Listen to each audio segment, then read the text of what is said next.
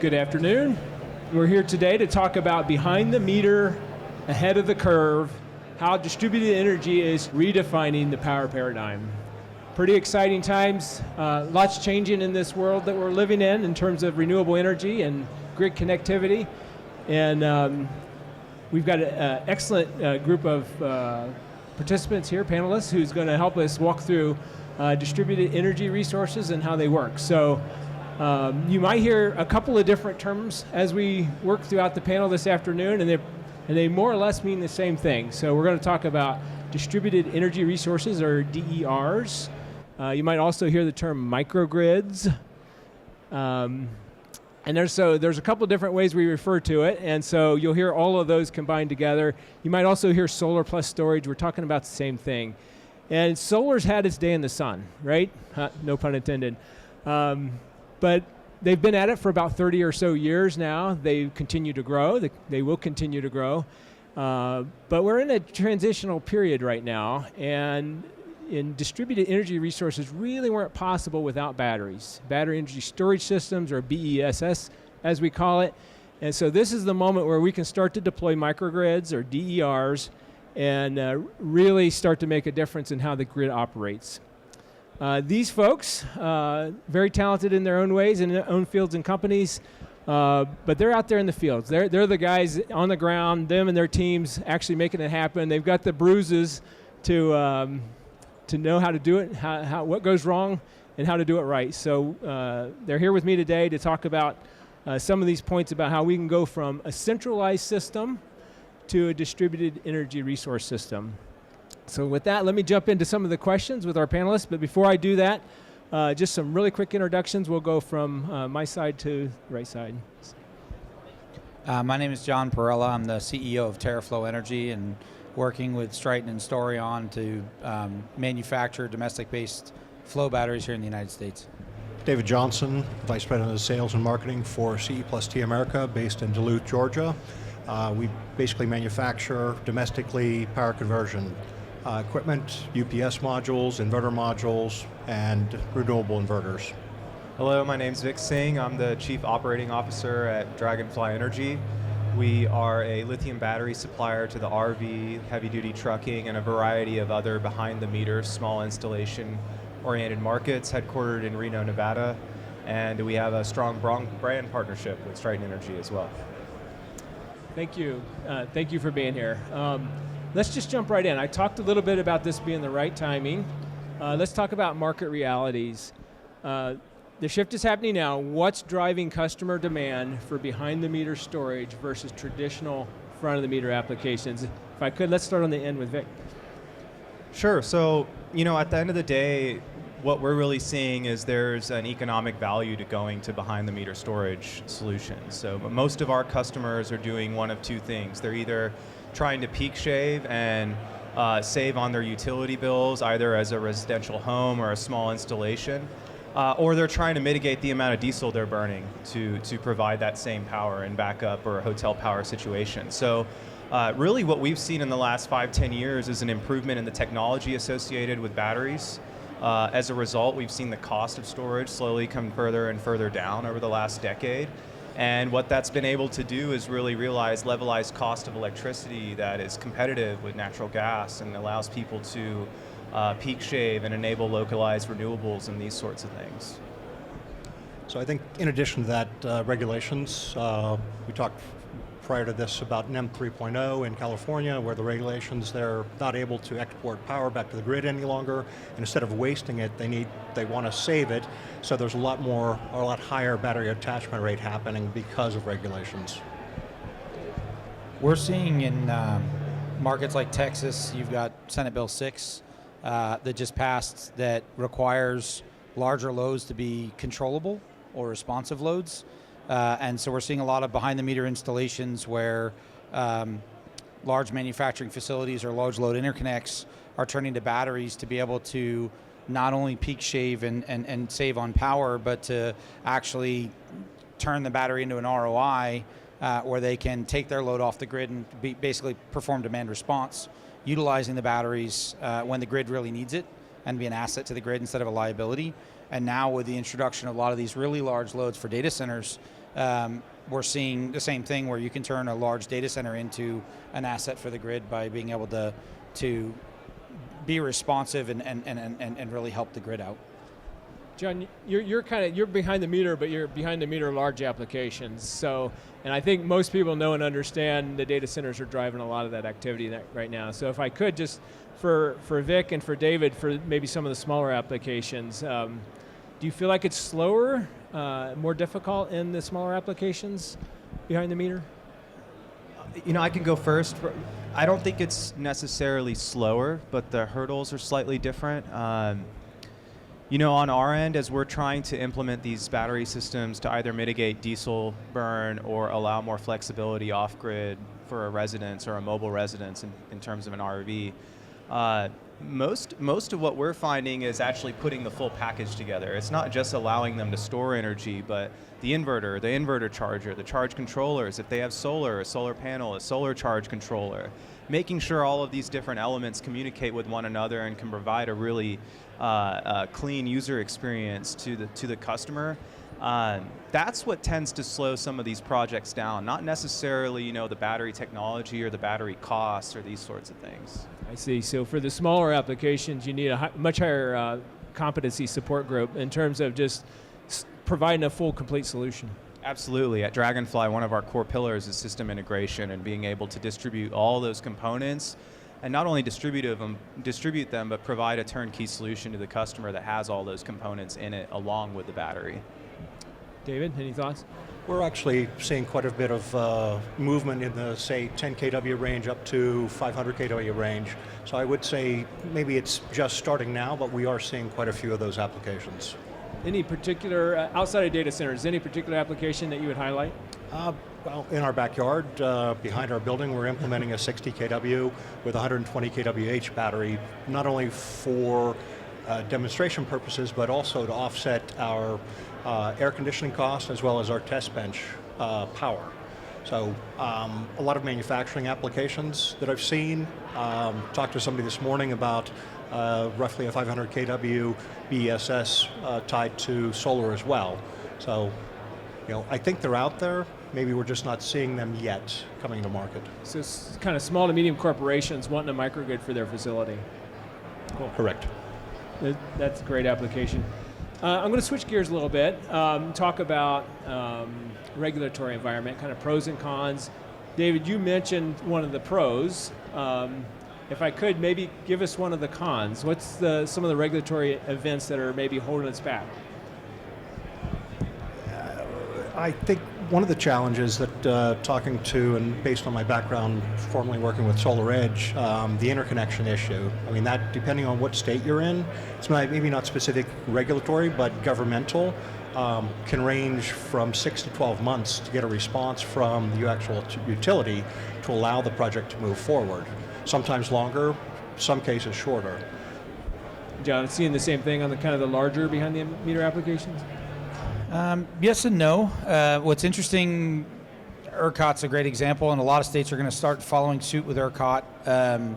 You're seeing, with the introduction of Senate Bill 6, now the projects that actually can be responsive loads get prioritized above the others, so they're moving faster. And ERCOT's probably leading the market for shortening interconnection timeframes and being able to get projects online faster, although they're still trying to figure out where to get all the power from.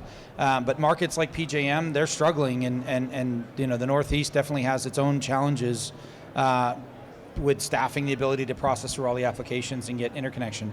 I think if you look at, ERCOT has it, I know a lot of other markets do, if you're smaller, like less than 10 megawatts, you don't have to go through ERCOT to get interconnection. You're just considered a distributed generation resource, a GGR.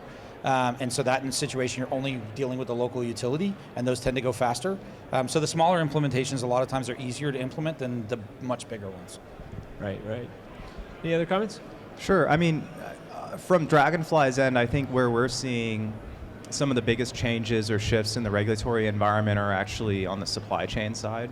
In this age of tariffs and the new revamped foreign entity of concern, across the board, if you're trying to qualify for these tax credits, manufacturing credits,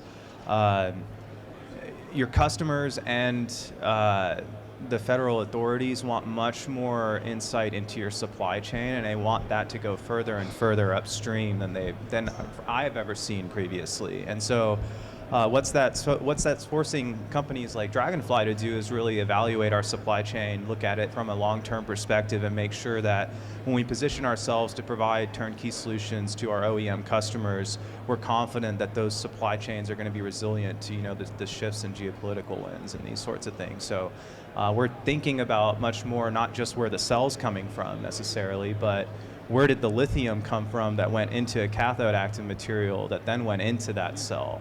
And that's one shift I've definitely seen over the last few years from a regulatory standpoint. Interesting. Is that going to be something we can correct in the, say, near term in the next year or two, or is that something more like a 5 or 10 year type correction process? Personally, I think it's a transition. I think, if these priorities remain in place, every year you'd probably see a little bit more and more transparency in the supply chains as folks try and gear themselves up to be, compliant, whether it's for an entity of concern, BABA, or the tax credits and manufacturing credits that have come out recently. So I don't think it happens overnight. I think the Europeans are probably pushing with it a little bit quicker than we are here in the United States. But I do think it's a slow transition that ultimately results in all of us knowing a lot more about our supply chain in 5-10 years. Great, thank you. Okay, so maybe just one more question around the regulatory environment. David, you mentioned the net metering changes going on in California. 2 other impacts. Can anybody name like 2 other what you consider strong key impacts coming out of the regulatory environment that's going to make a difference either now or in the near future? I mean, the fact that the big beautiful bill survived and that storage survived that was definitely crucial to seeing the acceleration of it. I think now responsive loads and controllable loads and being able to participate in demand response programs, New York is creating their own incentives, like a BREC, for example, that is incentivizing the construction of batteries, because I think everybody's seen that batteries help to stabilize the grid. And a lot of utilities now are starting to try and take advantage of the different programs and or help deal with the politics associated with creating programs to accelerate the demand for batteries, because some of the markets aren't volatile enough for you to be able to arbitrage enough. Co-locating with an asset like a factory or a large user definitely helps, because you can help drive down not only power costs but also distribution costs, whether it's capacity or 4CP or depending on what market you're in. So I think a lot of it now is we're seeing incentives that are beyond federal incentives start to pop up to motivate more battery construction and alternate technologies from just lithium, because there's a lot of NIMBYism that's going on right now with the fear associated around a lot of the lithium out there.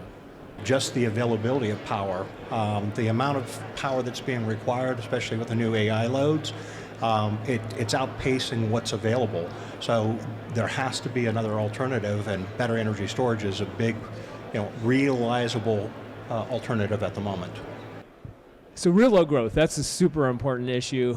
We all like to get support where regulatory environment will help us, but economic drivers, just plain, need, is probably one of the most important drivers that we can hope for. So low growth is important. EVs coming online, data centers, just electrification of all the equipment that we have in our homes and factories and so on. So yes, low growth is an important one. Thank you. I think similar. I don't necessarily have a regulatory comment, but I know something that players like Dragonfly are constantly thinking about is regardless of which administration you look at over the last 6 years, both have wanted to bring manufacturing back to the United States. And once you bring it back, the most important thing is those folks don't get priced out of market by somebody outside the country. We don't necessarily have the solution to that, but what we're really paying attention to from a long-term strategy standpoint is what policy mechanisms are in place that are going to prevent that from happening. Because ultimately, right now, the cheapest place to find the energy storage cells that you need for BESS on a lithium side, or even smaller behind the meter storage, LFP, it's almost all China. Right, agreed. All right, let's switch gears. We've been talking a lot about the market, about regulatory environment. Let's talk about technology for just a few minutes. Ultimately, that's what's the cool stuff. Us engineering types that have technical backgrounds, we like to talk about technology. So let's just spend a couple of minutes on what are the key technical changes that's happened in, let's say, the last couple of years, or even that's going to happen here in the next couple of years, that's going to make battery energy storage really viable. That's really going to change the landscape in terms of how we deploy and use battery energy storage system. I think one of the first ones, the simplest ones, is safety. The regulatory changes over the past, say, 10 years have really pumped up on safe applications of battery energy storage, especially on lithium-ion. I think one of the things that we're seeing that's driving a lot of the growth and innovation is the data centers. The power volatility, the harmonic distortion feedback, and now some of the regulatory rules coming in place with these large loads, they're all turning to storage to try and solve the problem. There's not a lot of solutions out there other than storage that can bridge that gap. And so that's driving a lot of demand for solutions. And these are at such large scale now that it's allowing new technologies to emerge and to establish economies of scale of manufacturing that they wouldn't have been able to do otherwise, which helps drive price down, which helps stand up all the supply chain. And that's really where we're experiencing a lot of growth is because of that data center demand in the market. And now people are also looking towards hour matching renewables. Well, how do you do that if you don't have long duration storage? So we're seeing a lot of interest in really driving larger scale, big batteries, and you know the newer emerging technologies in the flow space are definitely the winner when it comes to longer duration storage. So we're seeing a lot more interest in flow batteries now, which is a great place to be. Yeah, so two excellent points. First one being safety, and the next one being long duration energy storage. Or from the standpoint of manufacturing, wherever it is, replacement or augmentation of diesel gensets, cleaner energy, using battery energy storage to either offset or replace diesel gensets. We do a lot of projects in that area. And it seems like the underlying theme is volume and price and cost reduction for North American domestic manufacturing. Vic, you mentioned that you guys really play this integrator role, providing the solutions. Do you see any particular changes in the technology that would help with that without you being so kind of hands-on and providing the technical solutions that makes it easier, kind of, if I can use the plug-and-play terminology for? Not on the battery storage side. You're not going to technically innovate the chemistries and make the systems easier to build, but what we are seeing is if you want these systems to speak to each other and to work together properly, you have to bring them under your umbrella. So folks that were making solar panels or making solar charge controllers are all of a sudden thinking about inverters or inverter chargers because so many more of their systems are looking at those components as well. So we're seeing a little bit diversification in the supply chain as a result. But the chemistry itself, I don't think is a hurdle or going to enable more or less system integration. I think at the end of the day, our markets, the end user is really looking for something turnkey, zero to little maintenance, low cost. I think your point about economies of scale, when we think about that, we really think about LFP. In the last 3 years, and I think even in the next 2-3 years, you're going to continue to see a greater and greater market share for LFP cells. And yes, that's being driven by energy stationary storage to some degree, but it's also being driven by EVs. I mean, these fast-growing markets in Asia that don't require 300-400 kilometers of range are using LFP cells in the EVs as well. And so as a result, you've seen the prices of those come down, and players that were more accustomed to going with a diesel generator or lead acid, they're much more open to having a player like Dragonfly come in and provide a lithium solution that's lower cost as a result of these trends over the last few years, but also is turnkey to lower the risk on their engineering side and everything like that. I think you're also seeing the energy density, like the footprints needed to build these are shrinking. And so what we've been able to accomplish in our footprint in lithium ion being smaller than lead acid for like UPSs and things like that, I think a lot of people are turning towards and trying to find something that fits in a smaller sandbox, if you will, to get more storage or more duration. As a final point, with the AI data center loads, lead acid just isn't going to work. They can't handle the loads. So it's almost, they have to have an alternative, and right now it's lithium ion. Let's, relative to technology development, one of the key aspects in this area is the sustainability, recyclability of the technology.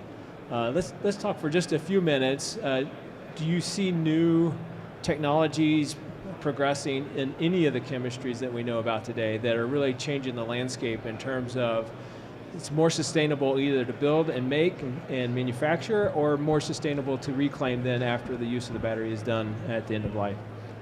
Any thoughts there? I'll start with you, John. Well, you make our chemistry, so I'm not the chemistry expert, but it lasts a really long time. It's 100% recyclable. And because it lasts so long and it doesn't really degrade with cycles, for us, we just have to keep producing more. So we're working with you guys to stand up manufacturing, to manufacture it at a much larger scale that these data centers are demanding and large interconnects are demanding. But absolutely, I mean, that's why we decided to go down the path of vanadium flow batteries, is because of the recyclability of it and the fact that it can't catch fire and it doesn't degrade, and so it makes for a much longer life battery. So I'm not topping anything off or having to replace them after so many years. From my standpoint, unfortunately, I don't have a lot of experience on the vanadium side, but talking about recyclability on the lead acid, absolutely recyclable. Lithium ion, that's going to be a challenge going forward, one that's going to have to be addressed, because the amount of lithium that's being used in EVs, in battery energy storage, utility scale, small scale, that's going to be a challenge moving forward. Yeah, and maybe to elaborate on that a little bit, a lot of our customers are displacing lead acid batteries or diesel generators when they buy our systems. And if they're displacing a lead acid battery, they're very used to being able to return it to the person they bought it from and know that it's entering into a fully circular supply chain.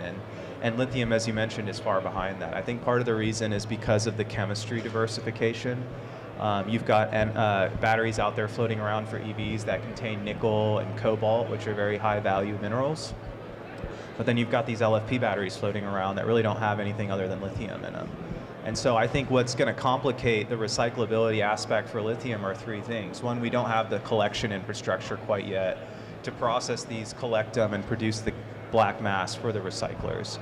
There's still some technology development that needs to be done, in my opinion, to make recycling LFP viable. And then lastly, critical minerals policy is going to play a role in this, because ultimately the folks looking at recycling these batteries are paying a very close attention to what the nickel, cobalt, and lithium spot prices are on market. And if they're exempt from tariffs through critical mineral policy, or if they're readily available through NATO partners, the recycling aspect is going to be difficult to figure out until all of those pieces are part of the puzzle.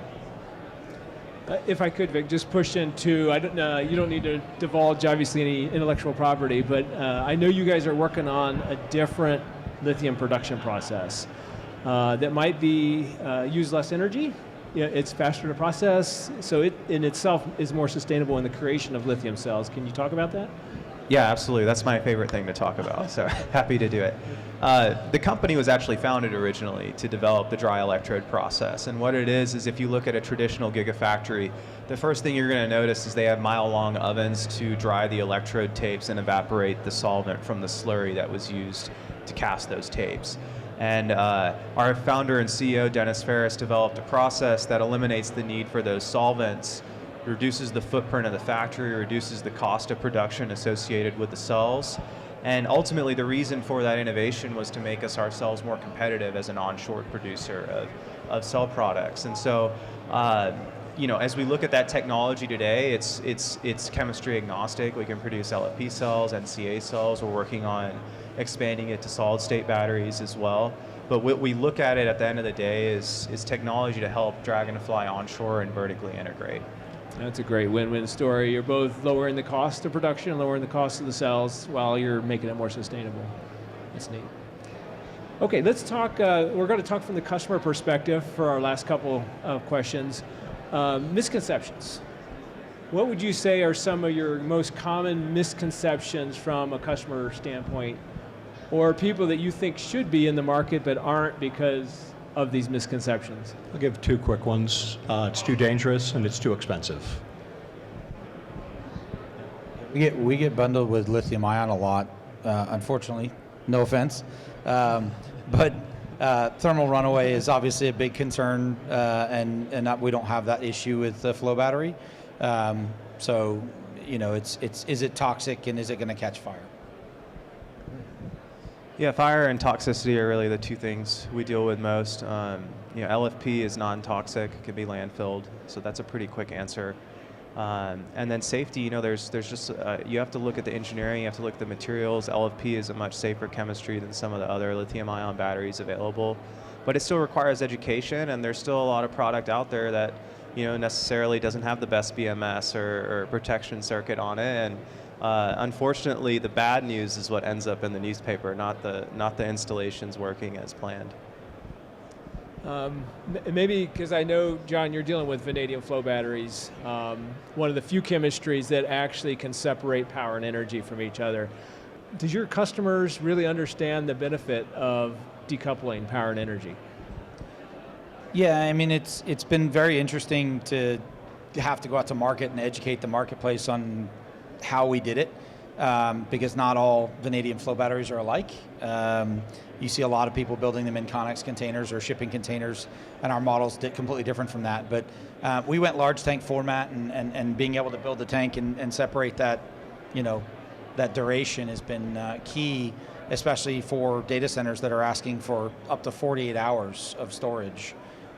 So now we're seeing, complete replacements of gensets by being able to do longer duration. So it's been instrumental in our ability to be able to scale the batteries and keep the cost down, because we don't have to replicate the entire battery all over again just to get duration. So it's been a key. Okay, last question. I'm going to ask each of you to make a prediction. So this is kind of the fun chance you get to be an oracle for a minute. The whole session here, we're focused around the transition between a centralized power plant and a distributed energy resource, a smaller unit of energy that's operating on its own out there in the world. So, and both will ultimately need to work together, right? Give me your prediction. How will the two play together? If you can kind of give me a percent of load that will be served by one or the other in, say, 10 or 20 years. My prediction would be about 50% in, say, 10 years. We'll get to that point. I don't know the current rate. It's probably, if I had to guess, in the 5 to 10%. Or even less, right? I mean, it's like a 95% world now. The utilities provide like huge portion of the total load today. So yeah, that's a big change. I think you're going to see a combination of larger batteries that are distributed, and then you'll have smaller pockets because you're starting to see more of the markets go nodal. And so having that resource closer to the node definitely makes a difference. We're seeing a lot of utilities that want to build long duration storage at substations to be able to deal with outages and anything below the substation and provide more resiliency. But I agree. I think within the next 10 years or so, you're going to see a combination of emerging technologies implemented that will get more and more of the market to distributed energy.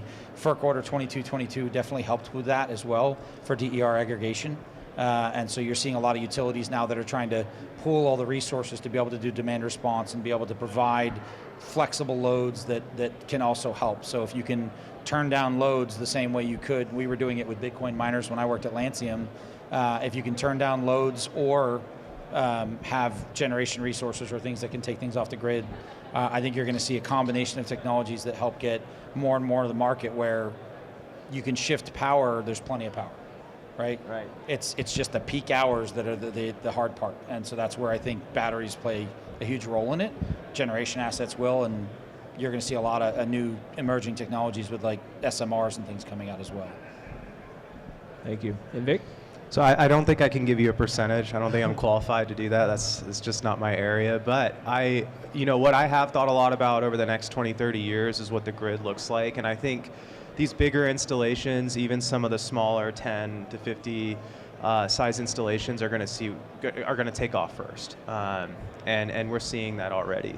But where I think behind the meter becomes really interesting in 20, 30 years, if you have safe, cheap, non-flammable behind the meter storage that's very small and affordable in every grid-tied building, you're not only enabling distributed energy resources, but now you're building the blocks to a smart grid and bidirectional energy usage and these sorts of things. So when I think about 20, 30 years from now, I envision large storage installations that are branched out into almost like the nervous system of the grid that's got even smaller behind the meter storage installations that are able to feed one another and are all safe and affordable.